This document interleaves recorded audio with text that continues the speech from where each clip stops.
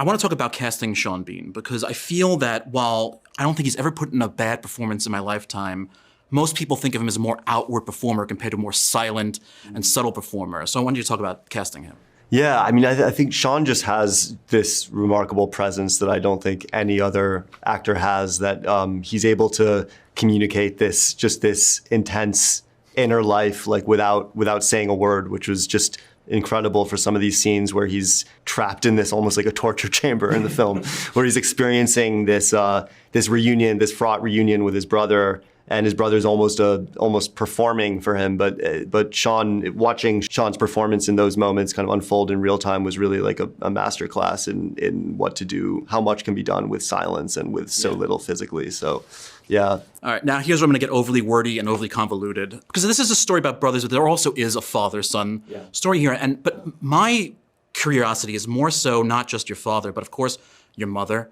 And your grandfather is a mythical character to a lot of people. And I'm wondering if there was a conscious or subconscious idea of trying to relate to somebody who, unfortunately passed when you were very young. Yeah.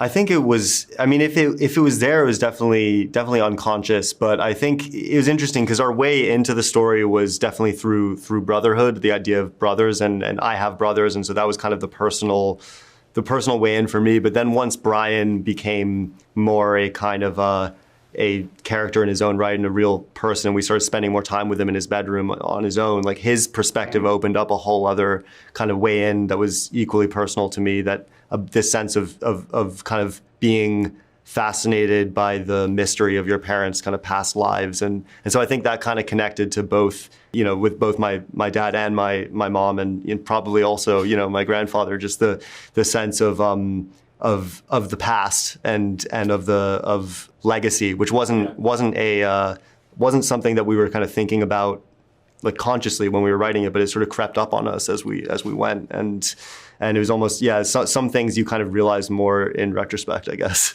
I'm interested in where other things may come into, because while he wasn't in the film, your father does have a working relationship, and I'm sure a personal relationship with Paul Thomas Anderson. Yeah. And there are some weather events in this film which may seem similar to some weather events in a Paul Thomas Anderson film. I'm wondering if that was just coincidence or that actually fed into what you weren't planning.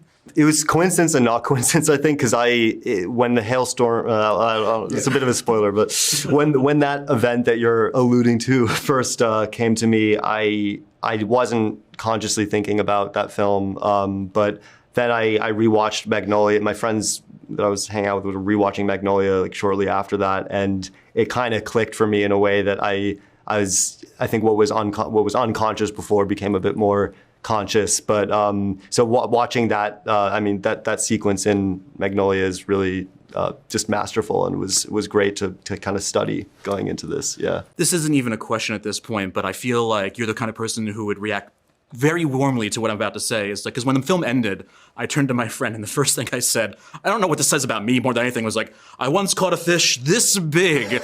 And I wonder, but again, that's another thing where like, that's something where clearly there's something being said, but you imagine there are people who are maybe not catching on enough. Are you worried at all about how abstract my being at times, or does it not matter to you because I'm making what I want to make? I think it was, I think that I always wanted to strike a balance where there's the mystery of certain things is kept intact, and the audience is trusted enough to not be spoon-fed the meaning of certain things, but to kind of to feel them rather than think about them intellectually at first. And I think that that's something that, it was definitely a question. Like as we were cutting it, there were certain aspects of the film that really had to fight to kind of remain there, and some of those more abstract elements were at times they're tricky to justify in a verbal way. So it was an interesting thing, like kind of a lot of them was sort of realizing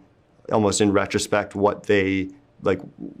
they were so sewn so firmly into the kind of fabric of the film.